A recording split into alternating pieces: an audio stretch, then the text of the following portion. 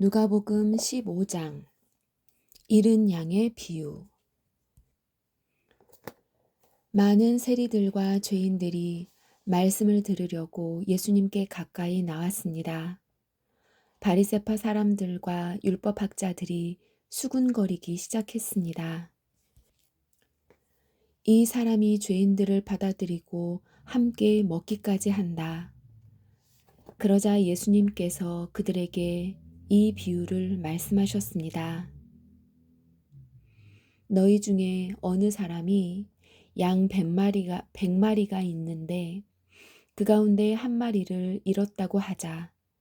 그러면 그는 99마리의 양을 들판에 남겨두고 잃은 양을 찾을 때까지 찾아다닐 것이 아니냐. 그리고 양을 찾으면 양을 어깨에 메고 기뻐할 것이다. 집으로 돌아오는 길에 친구들과 이웃을 불러 말할 것이다. 함께 기뻐하자. 잃었던 양을 찾았다. 내가 너희에게 말한다. 하늘에서는 회개할 필요 없는 99명의 의인보다 회개하는 죄인 한 명을 두고 더 기뻐할 것이다. 잃은 드라크마의 비유. 어떤 여자가 10개의 드라크마를 가지고 있다가 하나를 잃어버렸다고 하자. 그러면 등불을 켜고 온 집안을 쓸며 찾을 때까지 자세히 뒤지지 않겠느냐. 그러다 찾으면 친구들과 이웃들을 불러 말할 것이다. 나와 함께 기뻐하자. 잃었던 드라크마를 찾았다. 내가 너희에게 말한다. 이처럼 회개하는 죄인 한 사람을 두고 하나님의 천사들이 크게 기뻐할 것이다. 집을 나간 아들. 예수님께서 말씀하셨습니다. 어떤 사람에게 두 아들이 있었다. 그런데 작은 아들이 아버지에게 말했다. 아버지, 제가 받을 몫의 재산을 주십시오. 그러자 아버지는 재산을 두 아들에게 나누어 주었다. 며칠 뒤에 작은 아들은 모든 재산을 모아서 먼 마을로 떠나버렸다. 거기서 그는 방탕한 생활을 하다가 재산을 다 날려버렸다. 모든 것을 다 써버렸을 때 그 마을에 큰 흉년이 들었다. 그래서 그는 아주 가난하게 되었다. 그는 그 마을에 사는 한 사람에게 가서 더부살이를 하였다. 집주인은 그를 들판으로 보내 돼지를 치게 하였다. 그는 돼지가 먹는 쥐엄나무 열매를 먹어 배를 채우고 쥐엄나무를 먹어 배를 채우고 싶은 마음이 간절했다. 그러나 주는 사람이 없었다. 그제서야 그는 제정신이 들어 말했다. 내 아버지의 품꾼들에게는 양식이 풍족하여 먹고도 남는데 나는 여기서 굶어 죽는구나. 일어나 아버지께 돌아가 말해야겠다. 아버지, 저는 하나님과 아버지 앞에 죄를 지었습니다. 저는 더 이상 아버지의 아들이라 불릴 자격이 없습니다. 저를 아버지의 품꾼 가운데 하나로 여기십시오. 그 아들은 일어나 아버지에게로 갔다. 그 아들이 아직 먼 거리에 있는데 아버지가 그를 보고 불쌍히 여겨 달려가 아들을 끌어안고 입을 맞추었다. 아들이 아버지에게 말하였다. 아버지, 저는 하나님과 아버지 앞에 죄를 지었습니다. 저는 아버지의 아들이라고 불릴 자격이 없습니다. 그러나 아버지는 종들에게 말했다. 서둘러 가장 좋은 옷을 가져와서 아들에게 입혀라. 또 손가락에 반지를 끼워주고 발에 신발을 신겨라. 그리고 살찐 송아지를 끌고 와서 잡아라. 우리가 함께 먹고 즐기자. 내 아들이 죽었다가 다시 살아났고 잃어버렸다가 다시 찾았다. 그래서 그들은 함께 즐기기 시작하였다. 그때 큰 아들은 밭에 있었다. 그가 돌아와 집 가까이 다가왔을 때 음악 소리와 춤추는 소리를 들었다. 그는 종 하나를 불러 무슨 일인지를 물어보았다. 종이 아우님이 돌아오셨습니다. 무사히 건강하게 아우님이 돌아왔기 때문에 주인 어른께서 살찐 송아지를 잡았습니다. 하고 대답했다. 큰 아들은 화가 나서 집에 들어가려고 하지 않았다. 그의 아버지가 밖으로 나와 큰 아들을 달랬다. 큰 아들은 아버지에게 말했다. 보십시오. 저는 수년 동안 아버지를 섬겨왔습니다. 그리고 한 번도 아버지의 명을 어기지 않았습니다. 그런데 아버지께서는 한 번도 저를 위해서 친구들과 즐기라고 염소 새끼 한 마리도 주신 일이 없었습니다. 그런데 창녀들과 함께 아버지의 재산을 다 써버린 아들이 집에 돌아오니까 아버지께서는 그를 위해 살찐 송아지를 잡으셨습니다. 아버지가 그에게 말했다. 아들아, 너는 언제나 나와 함께 있었으니 내가 가진 모든 것이 네 것이 아니냐. 네 동생은 죽었다가 다시 살아났고 잃었다가 다시 찾았으니 우리가 즐거워하고 기뻐해야 하지 않겠느냐. 16장 불의한 일꾼의 비유. 예수님께서 제자들에게 또 말씀하셨습니다. 어떤 부자에게 재산을 관리하는 일꾼이 있었는데 이 일꾼이 재산을 낭비한다는 소문이 들렸다. 그래서 그를 불러다가 말했다. 내가 자네에 관해 들은 소문이 어찌된 일인가? 더 이상 자네를 일꾼으로 쓸 수가 없으니 자네의 일을 정리해 주게. 그러자 그 일꾼은 속으로 생각했다. 주인이 내 일을 빼앗으니 어떻게 해야 하나. 땅을 파자니 힘이 없고 국어를 하자니 창피한 노릇이구나. 내가 할 일을 알았다. 내가 이 자리에서 물러날 때 사람들이 나를 집으로 맞이하게 만들어야겠다. 그 일꾼은 주인에게 빚진 사람들을 하나씩 불렀다. 첫째 사람에게 물었다. 주인에게 빚진 것이 얼마요? 그가 올리브 기름 100말이요. 라고 대답하자 그 일꾼이 말했다. 당신의 문서가 여기 있으니 어서 앉아서 50말이라고 적으시오. 또 다른 사람에게 그가 진 빚이 얼마냐고 물었다. 밀 100섬이요. 라고 대답하자 그 일꾼이 말했다. 당신의 문서가 여기 있으니 80섬이라고 적으시오. 주인이 그 불의한 일꾼이 슬기롭게 행동하는 것을 보고 그를 칭찬하였다. 이 시대의 아들들이 자기 일을 처리하는 데 있어서는 빛의 자녀들보다 더 슬기롭다. 내가 너희에게 말한다. 불의한 재물로 친구를 사귀어라. 그러면 그 재물이 없어질 때 그들이 너희를 영원한 곳으로 맞아들일 것이다. 아주 작은 일에 충실한 사람은 많은 것에도 충실하다. 아주 작은 일에 충실하지 못한 사람은 많은 것에도 충실하지 못하다. 그러므로 너희가 불의한 재물에도 충실하지 못하면 누가 참된 것을 너희에게 맡기겠느냐? 너희가 다른 사람의 것에 충실하지 못하면 누가 너희 몫을 너희에게 주겠느냐? 그 어떤 종도 두 주인을 섬길 수 없다.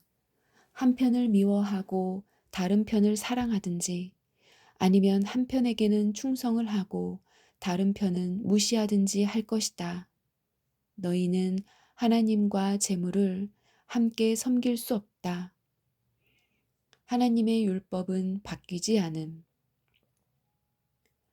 돈을 좋아하는 바리새파 사람들이 이 모든 것들을 들었습니다. 그리고 예수님을 비웃었습니다. 예수님께서 이들에게 말씀하셨습니다.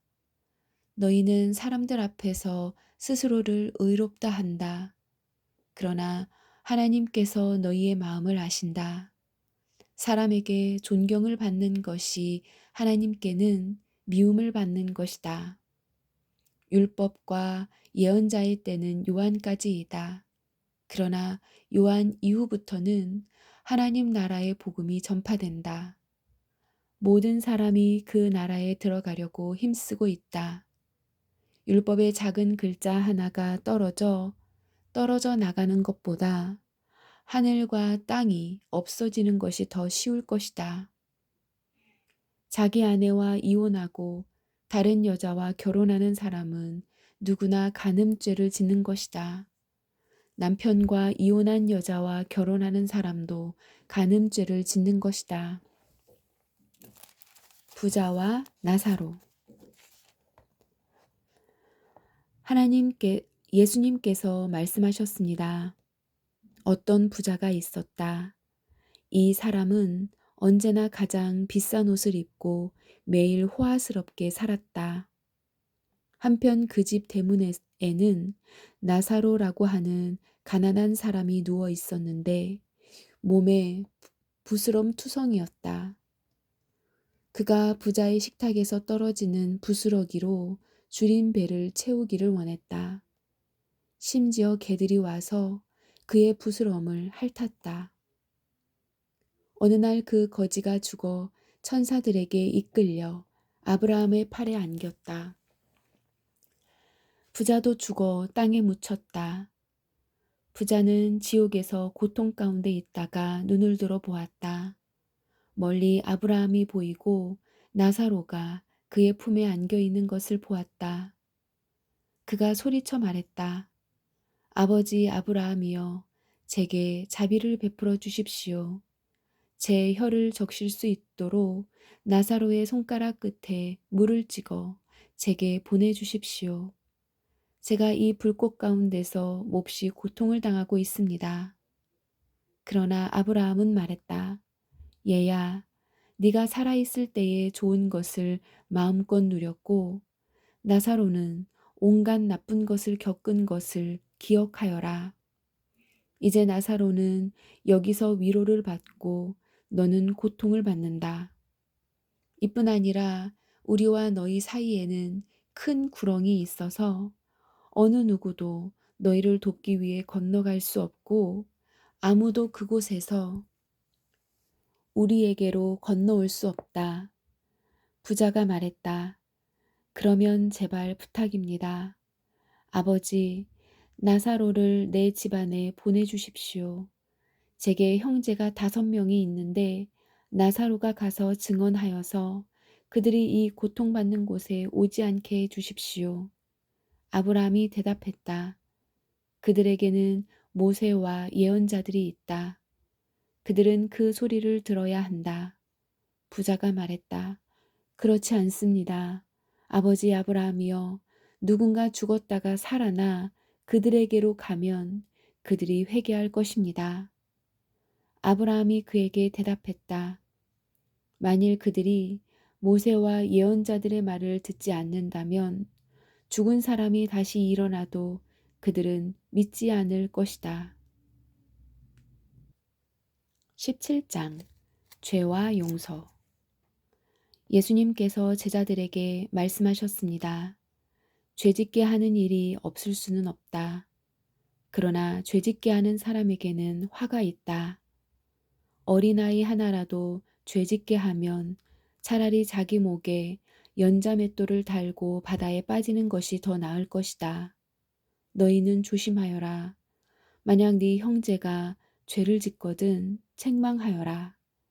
그러나 회개하거든 용서하여라. 만일 네 형제가 하루에 7번이라도 내게 죄를 짓고 그때마다 돌아와서 잘못했다고 빌면 용서해 주어라. 겨자씨만한 믿음. 사도들이 주님께 말했습니다. 우리의 믿음을 더하여 주십시오. 주님께서 말씀하셨습니다. 만일 너희에게 겨자씨만한 믿음이 있으면 이 뽕나무더러 뿌리채 뽑혀 바다에 심겨라 해도 그것이 네 말에 순종할 것이다. 선한 종이 되어라.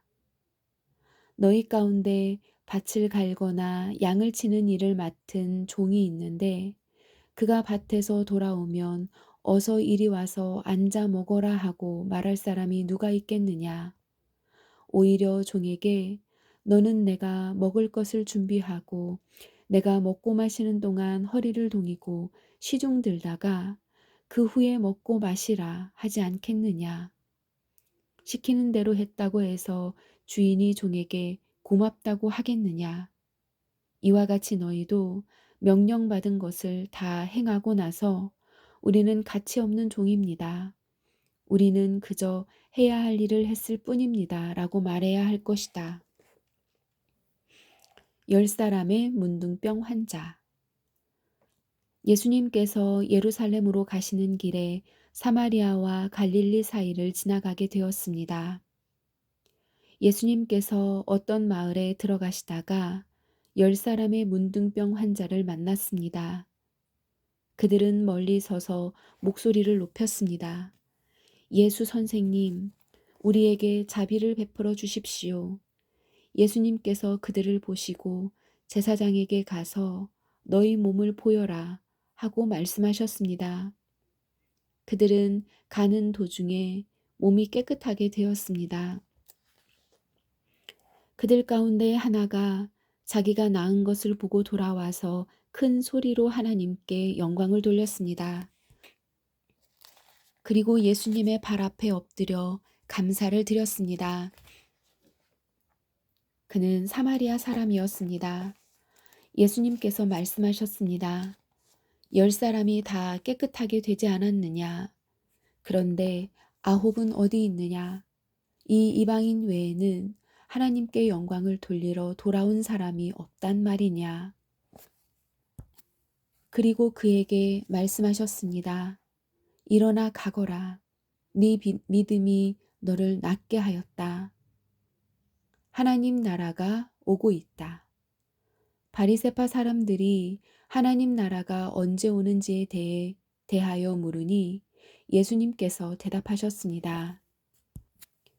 하나님 나라는 볼 수 있는 모습으로 오는 것이 아니다. 또 보아라.